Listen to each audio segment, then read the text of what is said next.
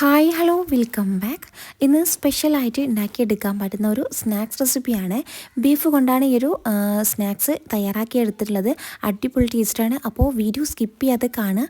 ഇഷ്ടമായ ലൈക്ക് ചെയ്യാനും ഷെയർ ചെയ്യാനും പിന്നെ ഈ ഒരു ചാനൽ സബ്സ്ക്രൈബ് ചെയ്യാതെ കാണുന്നവരാണെന്നുണ്ടെങ്കിൽ എന്തായാലും ഒന്ന് സബ്സ്ക്രൈബ് ചെയ്യാനും കൂടി മറക്കല്ലേ. അപ്പോൾ നമുക്ക് നേരെ റെസിപ്പിയിലേക്ക് കടക്കാം.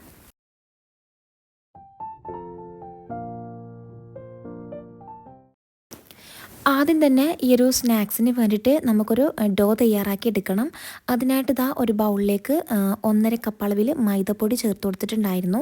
ഈ ഒരു മൈദപ്പൊടിയുടെ പകരമായിട്ട് നിങ്ങൾക്ക് വേണമെന്നുണ്ടെങ്കിൽ ഗോതമ്പ് പൊടി എടുക്കാം കേട്ടോ. അപ്പോൾ ഈ ഒരു മൈദപ്പൊടി ചേർത്തതിന് ശേഷം അതിലേക്ക് ഉപ്പ് ചേർത്ത് കൊടുക്കാം. ഒരു നുള്ളു ഉപ്പ് ചേർത്ത് കൊടുത്തിട്ടുണ്ടായിരുന്നു. പിന്നെ ഇതാ നെയ്യാണ്, ഒരു ടേബിൾ സ്പൂൺ അളവിൽ നെയ്യും കൂടി ഞാനിതിലേക്ക് ചേർത്ത് കൊടുത്തിട്ടുണ്ട്. പിന്നെ ഇതാ പാലാണ് കേട്ടോ. പാല് ചേർത്ത് കൊടുക്കുമ്പോൾ ആദ്യം കുറച്ച് ചേർത്ത് കൊടുക്കുക. എന്നിട്ട് ഇതാ ഇതുപോലെ നല്ലോണം കുഴച്ചെടുക്കണം. നല്ല സോഫ്റ്റായിട്ട് വേണം ഇതൊന്ന് കുഴച്ചെടുക്കാനായിട്ട്. അപ്പോൾ നമ്മളിവിടെ വെള്ളമൊന്നും ചേർത്ത് കൊടുക്കുന്നില്ല കേട്ടോ. പാല് മാത്രമായിട്ട് കുഴച്ചെടുക്കുമ്പോൾ നല്ല സോഫ്റ്റായിരിക്കും ഇതിൻ്റെ ഈ ഒരു മാവിന് കേട്ടോ. അപ്പോൾ വീണ്ടും പാൽ ആവശ്യമായിട്ട് തോന്നുകയാണെന്നുണ്ടെങ്കിൽ വീണ്ടും കുറേശ്ശായിട്ട് ഒഴിച്ചു കൊടുത്തിട്ട് ഇതുപോലെ സോഫ്റ്റായിട്ടൊന്ന് കുഴച്ചെടുക്കാം. ഇനി നമുക്കൊന്ന് റെസ്റ്റ് ചെയ്യാനായിട്ട് വെക്കാം. അപ്പോൾ ഈ ഒരു സ്നാക്സിനുള്ള ഡോ റെഡി ആയിട്ടുണ്ട്. ഇനി ഇതിലേക്കുള്ള ഫില്ലിംഗ് ഒന്ന് റെഡിയാക്കി എടുക്കാം. അതിനടുത്ത് ഒരു പാനിലേക്ക് വെളിച്ചെണ്ണ ഒഴിച്ചു കൊടുത്തിട്ടുണ്ടായിരുന്നു. വെളിച്ചെണ്ണ നല്ലോണം ചൂടായി വന്നാൽ വലിയുള്ളി ചെറുതായിട്ട് കട്ട് ചെയ്തിട്ട് അതുകൂടി ഒന്ന് ചേർത്ത് കൊടുക്കാം. ഞാനിപ്പോൾ ഇവിടെ ഒരു 2 വലിയുള്ളി എടുത്തിട്ടുണ്ടായിരുന്നു. ഇനിയിപ്പോൾ ഇതാ ഒരു വലിയുള്ളി നല്ലോണം വഴറ്റിയെടുക്കണം. വേണമെന്നുണ്ടെങ്കിൽ ഈ ഒരു സമയം ഇതിലേക്ക് കുറച്ച് ഉപ്പും കൂടി ചേർത്ത് കൊടുത്തിട്ട് നമുക്ക് പെട്ടെന്ന് തന്നെ ഒന്ന് വഴറ്റിയെടുക്കാനായിട്ട് പറ്റും. അപ്പോൾ ഉള്ളിയൊക്കെ ഏകദേശം ഒന്ന് വഴറ്റിയെടുത്താൽ നമുക്കതിലേക്ക് ഇഞ്ചി വെളുത്തുള്ളി പേസ്റ്റ് ചേർത്ത് കൊടുക്കാം. ഞാനിവിടെ ഈ ഒരു ഇഞ്ചിയുടെയും വെളുത്തുള്ളിയുടെ ഒക്കെ കൂടെ ഒരു പച്ചമുളക് കൂടിയും ജസ്റ്റ് ഒന്ന് ചതച്ചിട്ട് ചേർത്ത് കൊടുത്തിട്ടുണ്ടായിരുന്നു കേട്ടോ. അപ്പോൾ 3 കൂടിയാണ് ഞാനിതിലേക്ക് ചേർത്ത് കൊടുത്തിട്ടുണ്ടായിരുന്നത്. പിന്നെ ഇതാ കുറച്ച് കറിവേപ്പിലയും കൂടി ചേർത്ത് കൊടുക്കാം കേട്ടോ. എല്ലാം കൂടിയും നല്ലോണം ഒന്ന് മിക്സാക്കി എടുക്കാം. കുറച്ച് ടൈം ഒന്ന് ഇളക്കിയെടുക്കാം. ആ ഒരു ഇഞ്ചി വെളുത്തുള്ളിയുടെ ഒക്കെ ഒരു പച്ചക്കുത്തൊക്കെ ഒന്ന് മാറി വരുന്നത് വരെ നമുക്കൊന്ന് കുറച്ച് ടൈം ഒന്ന് ഇളക്കി കൊടുക്കാം. ഇനിയിപ്പോൾ ഇതാ അതിലേക്ക് ക്യാബേജാണ് ചേർത്ത് കൊടുക്കുന്നത്. അപ്പോൾ ഈ ഒരു ക്യാബേജാണ് ഞാൻ എടുത്തിട്ടുണ്ടായിരുന്നത് കേട്ടോ. അപ്പോൾ കുറച്ച് ക്യാബേജും ഇതിലേക്ക് ചേർത്ത് കൊടുക്കാം. പിന്നെ ഇതിൻ്റെ കൂടെ ഇഷ്ടമുള്ള വെജിറ്റബിൾസൊക്കെ ആഡ് ചെയ്ത് കൊടുക്കുക കേട്ടോ. ക്യാപ്സിക്കം അല്ലെങ്കിൽ ക്യാരറ്റ് ഇവയൊക്കെ ഇതിൻ്റെ കൂടെ ചേർത്ത് കൊടുക്കാവുന്നതാണ്. അപ്പോൾ ഇതാ എല്ലാം കൂടി ഞാൻ ഒന്നുകൂടി ഒന്ന് മിക്സാക്കി എടുത്തിട്ടുണ്ടായിരുന്നു. ഇനി നമുക്കിതിലേക്ക് മസാലപ്പൊടികൾ ആഡ് ചെയ്ത് കൊടുക്കാം. ആദ്യം ഇതിലേക്ക് കുറച്ച് കുരുമുളക് പൊടി ആഡ് ചെയ്ത് കൊടുക്കുന്നുണ്ട്. ഇതൊക്കെ നമ്മുടെ എരിവിനനുസരിച്ച് വേണം കുരുമുളക് പൊടിയൊക്കെ ചേർത്ത് കൊടുക്കാനായിട്ട്. നമ്മൾ നേരത്തെ പച്ചമുളകൊക്കെ ചതച്ചിട്ട് ഇതിലേക്ക് ചേർത്ത് കൊടുത്തിട്ടുണ്ടായിരുന്നു. അപ്പോൾ അതിനനുസരിച്ച് വേണം ഇതിലേക്ക് കുരുമുളക് പൊടി ചേർത്ത് കൊടുക്കാനായിട്ട്. പിന്നെ അതിലേക്ക് ഒരു നുള്ളു മഞ്ഞൾപ്പൊടിയും പിന്നെ കുറച്ച് സോയാ സോസും ടൊമാറ്റോ സോസും കൂടി ഇതിലേക്ക് ആഡ് ചെയ്ത് കൊടുത്തിട്ടുണ്ടായിരുന്നു. ഇനി എല്ലാം കൂടി നല്ലോണം മിക്സാക്കി എടുക്കാം. ആ ഒരു മഞ്ഞൾപ്പൊടിയുടെ ആ ഒരു പച്ചമണമൊക്കെ മാറി വരുന്നവരെ ജസ്റ്റ് ഒന്ന് ഇളക്കി കൊടുക്കാം. ഇനി അതിലേക്ക് ചേർക്കുന്നത് ബീഫാണ് കേട്ടോ. ബീഫ് ഞാനിവിടെ നേരത്തെ കുക്ക് ചെയ്ത് വെച്ചിട്ടുണ്ടായിരുന്നു. എന്നിട്ട് മിക്സ്ഡ് ജാറിൽ ഇട്ടിട്ട് ജസ്റ്റ് ഒന്ന് ക്രഷ് ചെയ്തെടുത്തിട്ടുണ്ടായിരുന്നു കേട്ടോ.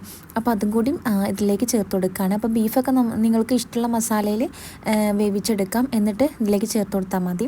അപ്പോൾ ഈ ഒരു ബീഫും ആ ഒരു മസാലയെല്ലാം നല്ലോണം മിക്സാക്കി എടുക്കാം. പിന്നെ ഈ ഒരു ടൈമിൽ ഇതിൽ ഉപ്പ് ആവശ്യമായിട്ട് തോന്നുകയാണെന്നുണ്ടെങ്കിൽ മാത്രം ഇതിലേക്ക് കുറച്ച് ഉപ്പ് ചേർത്ത് കൊടുക്കുക കേട്ടോ. അപ്പോൾ ഇതിൽ ഉപ്പൊക്കെ അത്യാവശ്യമുണ്ട്. അപ്പോൾ ഞാൻ ഇതിലേക്ക് ഉപ്പൊന്നും ചേർത്ത് കൊടുക്കുന്നില്ല.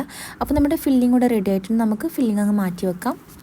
ഇനി നമ്മൾ നേരത്തെ റെഡിയാക്കി വെച്ച ആ ഒരു ഡോയിൽ നിന്ന് ഒരു ചെറിയ ബോളാക്കി എടുക്കുക.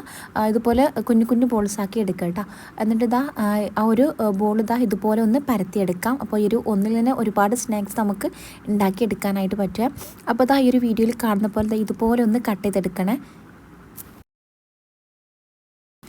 അപ്പോൾ ഇതുപോലെ ഒന്ന് കട്ടതിന് ശേഷം ഇതിൻ്റെ ഈ ഒരു സൈഡ് വശത്തായിട്ട് നമുക്ക് ഫില്ലിങ് വെച്ചെടുക്കാം. ഫില്ലിങ് ഒരുപാട് അങ്ങ് നിറച്ച് വെക്കരുത് കേട്ടോ. കുറച്ച് ഫില്ലിങ് വെച്ചിട്ട് ഈ ഒരു വീഡിയോയിൽ കാണുന്ന പോലെ തന്നെ ജസ്റ്റ് ഒന്ന് മടക്കി കൊടുത്താൽ മതി. ജസ്റ്റ് അങ്ങനെ ഒന്ന് ഒട്ടിച്ചെടുക്കാൻ വേണ്ടിയിട്ട് നമ്മൾ മൈദ ഒന്ന് തേച്ച് കൊടുക്കുന്നുണ്ടായിരുന്നു കേട്ടോ. അപ്പോൾ എല്ലാ വശത്തും ഞാൻ ഇതുപോലെ ഒന്ന് ആ ഒരു ഫില്ലിങ് വെച്ച് കൊടുത്തിട്ടുണ്ടായിരുന്നു. എന്നിട്ട് ഈ ഒരു വീഡിയോയിൽ കാണുന്ന ഇതുപോലെ ഒന്ന് മടക്കി കൊടുക്കുക. അപ്പോൾ നമുക്ക് ആ ഒരു ഷേപ്പിലായിട്ട് കിട്ടുന്നതായിരിക്കും.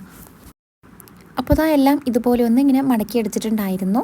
അപ്പോൾ ഞാനിവിടെ മൈദ ഒന്ന് ജസ്റ്റ് ഒന്ന് തേച്ച് കൊടുത്തിട്ടുണ്ടായിരുന്നു ഒന്ന് ഒട്ടിച്ചെടുക്കാൻ വേണ്ടിയിട്ട്. അപ്പോൾ നമ്മുടെ എല്ലാം സ്നാക്സ് എല്ലാം ഇവിടെ റെഡി ആയിട്ടുണ്ട്. ഇനി നമുക്കിത് ജസ്റ്റ് അങ്ങനെ ഒരു പാനിൽ വെച്ചിട്ട് ജസ്റ്റ് ഇതുപോലെ ചൂടാക്കി എടുക്കുക. എല്ലാ വശവും ഇതുപോലെ ഒന്ന് തിരിച്ചിട്ട് കൊടുത്തിട്ട് അതിൻ്റെ ഇങ്ങനെ ഒരു കളറൊക്കെ ജസ്റ്റ് ഒന്നിങ്ങനെ മാറി വരും. അങ്ങനെ നമുക്ക് ചെയ്തെടുക്കാം കേട്ടോ. ഇങ്ങനെ ചെയ്തെടുക്കുമ്പോൾ ഇതിലേക്ക് ഓയിലോ ഒന്നും ഒഴിച്ചു കൊടുക്കരുത് കേട്ടോ. ഓയിൽ സ്പ്രെഡ് ചെയ്തെടുക്കുക ഒന്നും ചെയ്യരുത്.